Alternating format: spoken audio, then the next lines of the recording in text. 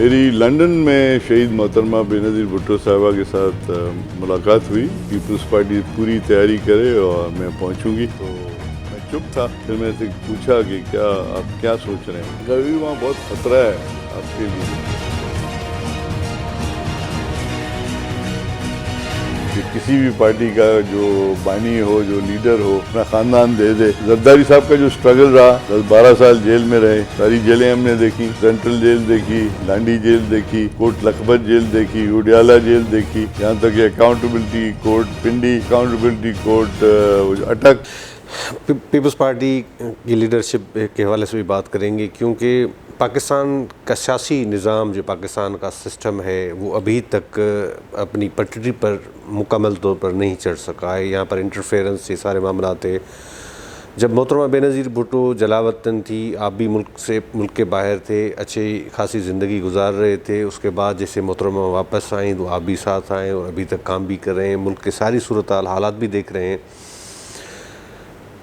वापस आने की वजह क्या है कि इंसान बाहर तो खुश होता है, लग्जरी लाइफ भी होती, ज़िंदगी होती, यहाँ की तकलीफ़ें, सारे सिस्टम, आपको तो तकलीफ़ें ज़्यादा उठानी पड़ी हैं इस मरतबा भी। तो फिर वजह क्या थी उसकी आने की, वापस आने की? देखिए, मेरी लंदन में शहीद मोहतरमा बेनज़ीर भुट्टो साहिबा के साथ मुलाकात हुई। उन्होंने मुझे बुलाया था, तो वहाँ बैठ के सारी चीज़ें डिस्कशन हुई। तो उन्होंने कहा कि मैं मुल्क में वापस आना चाह रही हूँ और आप लोग तैयारी करें, पीपल्स पार्टी पूरी तैयारी करे और मैं पहुँचूँगी। तो मैं चुप था। फिर मैंने से पूछा कि क्या आप क्या सोच रहे हैं। कभी वहाँ बहुत ख़तरा है आपके लिए, बहुत ख़तरा है, क्योंकि जिस तरह की साजिशें हो रही हैं उससे लगता है कि बहुत ख़तरात हैं आपके। उसने कहा आई डोंट केयर, मुझे अपने अवाम में जाना है और जिस तरह मेरे अवाम के साथ ज़्यादतियाँ हो रही हैं मैं उनको ख़त्म करना चाह रही हूँ। नो मैटर कुछ भी इन्वायरमेंट बने, मैं वहाँ ज़रूर आऊँगी और मैं कोशिश करूँगी कि अपनी आवाम की खिदमत करें। आपने देखा वो आई, किस तरह आई, और जिस तरह 18 अक्टूबर को जो यहाँ लैंडिंग हुई और जिस तरह उस जुलूस में तकरीबन 12 बज गए थे, हम कारसाज के पास पहुँचे थे अपने तकरीबन, हाँ मेरा ख्याल 12 के करीब था जब लाइट ऑफ हुई और फिर ये ब्लास्ट हुए। उसमें हम सब शामिल थे, लेकिन उनकी एक चाहत थी कि पाकिस्तान को मैं थर्ड वर्ल्ड कंट्रीज़ में नंबर 1 पे रखूं और जितने भी हमारे थर्ड वर्ल्ड कंट्रीज़ में कंट्रीज़ हैं उनके साथ बैठ के हम एक पैक्ट बनाएं।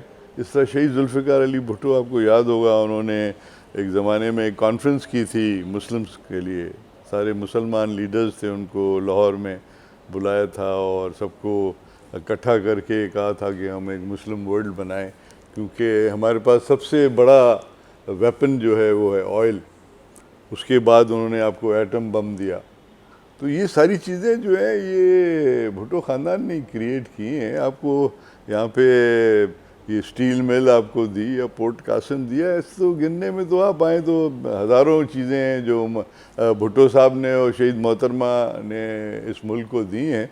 उसके बाद अभी हमारे यंग चेयरमैन हैं बिलावल भुट्टो जरदारी साहब, वो अपनी वालदा के नक्श कदम पे चल के वो अपनी कौम की खिदमत करना चाह रहे हैं। लेकिन जैसे आपने पूछा कि वो क्यों आए, मैं वो बता रहा हूँ कि उनकी एक ख्वाहिश थी कि अवाम की वो खिदमत करें। तो उस ख्वाहिश में उन्होंने अपना खून दिया। उस खून ने अभी तक हम सरवाइव कर रहे हैं। वो जो उनका एजेंडा है उसको लेके चल रहे हैं। रुकावटें हैं, रुकावटें और भी आएंगी, लेकिन पाकिस्तान पीपल्स पार्टी का बहुत बड़ा स्ट्रगल रहा है। और जब आप सोचें, मुझे एक मिसाल आप बताएं कि किसी भी पार्टी का जो बानी हो, जो लीडर हो, अपना ख़ानदान दे दे। आप यकीन करें, अगर वो ख़त आप पढ़ें जो कायदे आज़म मोहम्मद अली जिन्ना साहब को शहीद जुल्फ़िकार अली भुट्टो साहब ने जब बैरिस्टर थे, जो उन्होंने लिखा था, उसमें यही लिखा था कि मैं आपके साथ काम करना चाह रहा हूँ, मैं पाकिस्तान की खिदमत करना चाह रहा हूँ और अगर मुझे ज़रूरत पड़ी तो मैं अपने पूरे ख़ानदान को कुर्बान करूँगा इस मुल्क के ऊपर। तो ये चीज़ें हर लीडरशिप में नहीं होती हैं, बहुत कम लोग हैं इस तरह सोचते हैं। तो ये जो सिस्टम है, जो पाकिस्तान पीपल्स पार्टी का जो नज़रिया है, वो नज़रिया कोई एक दिन का तो नहीं है। हमारे मुखालिफ उसको एक्सप्लॉइट करते हैं, गलत नमूने से पेश करते हैं।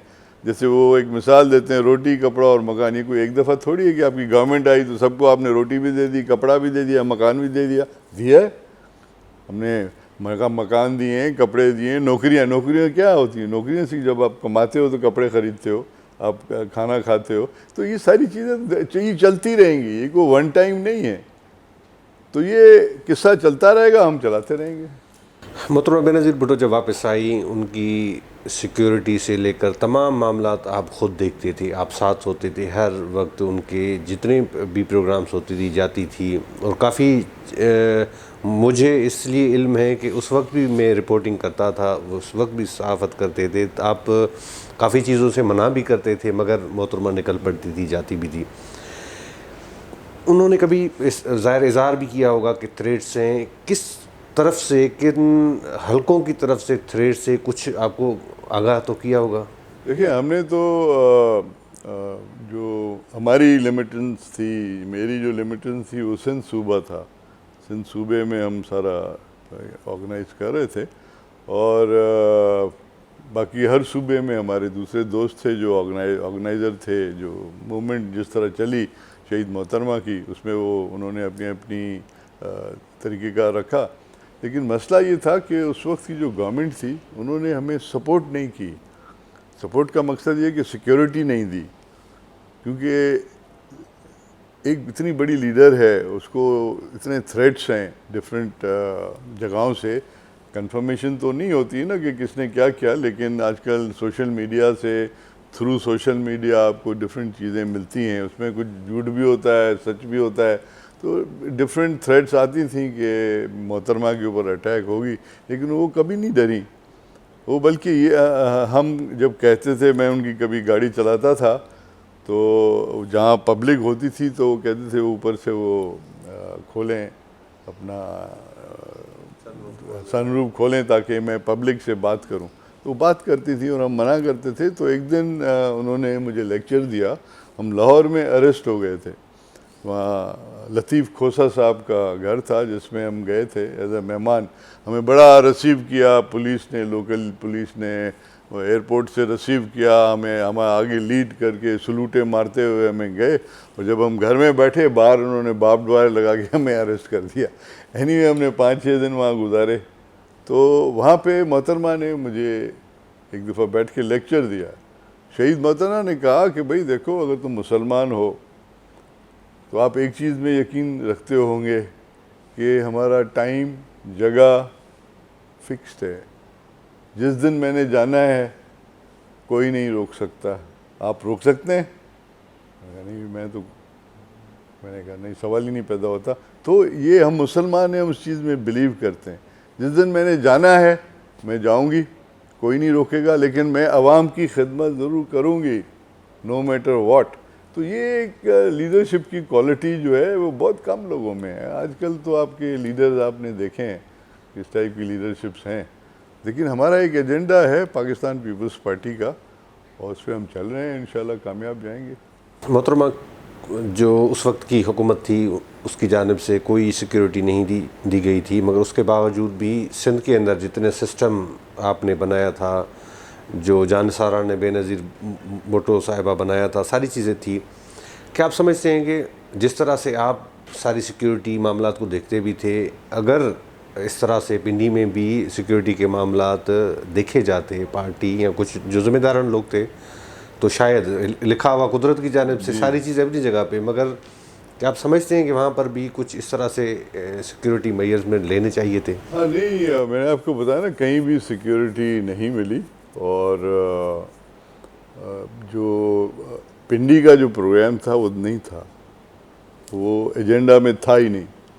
प्रोग्राम ये था कि शहीद मोहतरमा ने लाड़काना से जाना था मुल्तान, मुल्तान से उन्होंने बावलपुर जाना था। वहाँ 1-2 प्रोग्राम्स थे, कुछ लोग ज्वाइन कर रहे थे। उसके बाद नेक्स्ट डे 2 दिन के बाद उनको आना था रोड़ी। रोड़ी में बहुत बड़ा जलसा था शहीद मोहतरमा का। तो मुझे उन्होंने कहा कि आप अपनी कॉन्स्टिट्यूंसी में आप नहीं गए, तो आप 2 दिन छुट्टी करें, आप अपनी कॉन्स्टिट्यूंसी में जाएं। मैं जब तक पंजाब में जा रही हूँ, साउथ पंजाब में जा रही हूँ, और मैं वहाँ एक्टिविटी करके फिर जब मैं वापस आऊँगी तो आप मुझे बॉर्डर पे रिसीव करें, सिंध के और पंजाब के बॉर्डर पे आप रिसीव करें, तो फिर हम रोड़ी चलेंगे जलसे में। ये मुझे कह के उन्होंने शी लेफ्ट बाय रोड, वो निकल गई थी। तो 2 दिन के बाद हमारी जो टीम थी जानिसारों की, वो तकरीबन मेजॉरिटी उसमें हमारे पाकिस्तान पीपल्स पार्टी के यंगस्टर्स थे, जो हमने यंग तकरीबन 4-5 हज़ार लड़के थे डिफरेंट एरियाज़ के।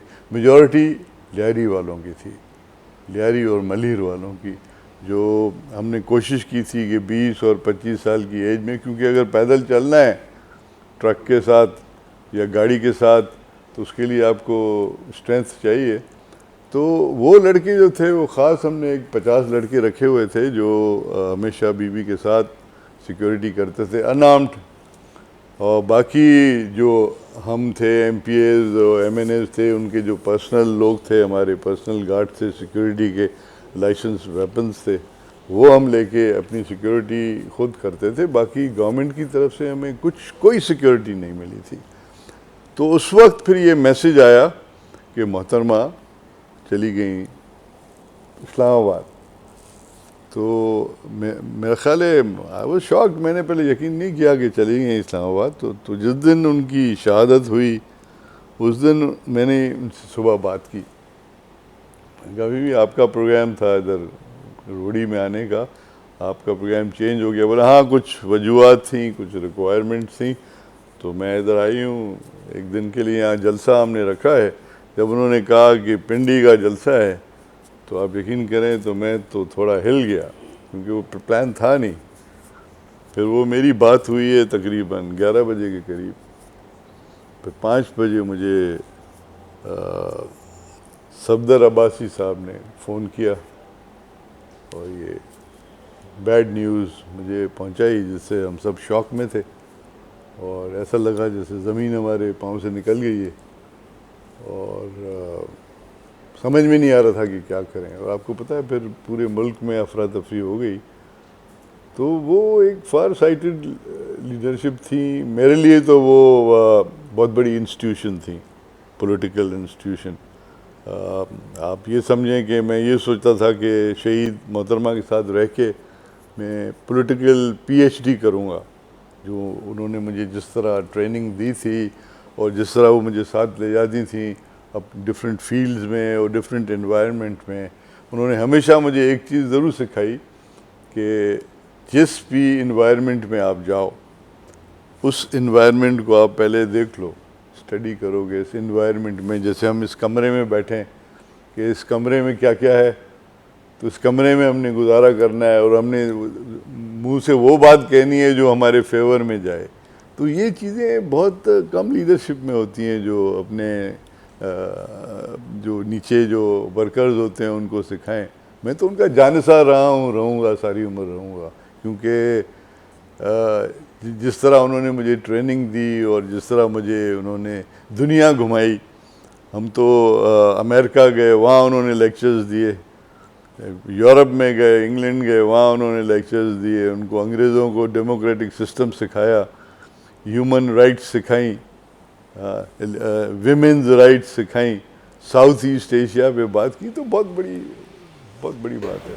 आसिफ अली जरदारी साहब से बचपन से आपकी दोस्ती है, सियासी तरबियत जो है वो आपकी जरदारी साहब से हुई या मोहतरमा ने की सियासी पॉलिटिकल तरबियत? जरदारी साहब मेरे बचपन के दोस्त ज़रूर हैं, उनसे मेरी ज़ाती दोस्ती है, अब भी है और इंशाल्लाह रहेगी भी। लेकिन जो मेरी पॉलिटिकल ट्रेनिंग थी वो शहीद मोहतरमा बेनज़ीर भुट्टो साहबा ने की। और इवन मैं तो ये कहूँगा कि जरदारी साहब की पॉलिटिकल ट्रेनिंग भी शहीद मोहतरमा बेनज़ीर भुट्टो साहबा ने की। तो ये चीज़ें ऐसी होती हैं जो इंसान एक दूसरे से सीखता है। और नेचुरली जब मोहतरमा से मुलाकात नहीं होती थी, जरदारी साहब से मुलाकात होती थी, तो उससे भी हम सीखते थे, क्योंकि वो तो उनके घर के बंदे थे, तो उनको ज़्यादा पता था कि किस एनवायरनमेंट में क्या करना है। तो फिर जरदारी साहब का जो स्ट्रगल रहा, 10-12 साल जेल में रहे, सारी जेलें हमने देखी, सेंट्रल जेल देखी, लांडी जेल देखी, कोट लखपत जेल देखी, उडियाला जेल देखी, यहाँ तक कि अकाउंटेबिलिटी कोर्ट पिंडी, अकाउंटेबिलिटी कोर्ट अटक। तो ये सारा स्ट्रगल का टाइम था जिसमें टाइम गुजर गया। 12 साल आप सोचें, एक बंदे को आप बंद करके जेल में बिठा दें तो बच्चे जवान हो गए, बच्चे बड़े हो गए, तो ये बहुत बड़ा स्ट्रगल है, ये आजकल कोई नहीं कर सकता।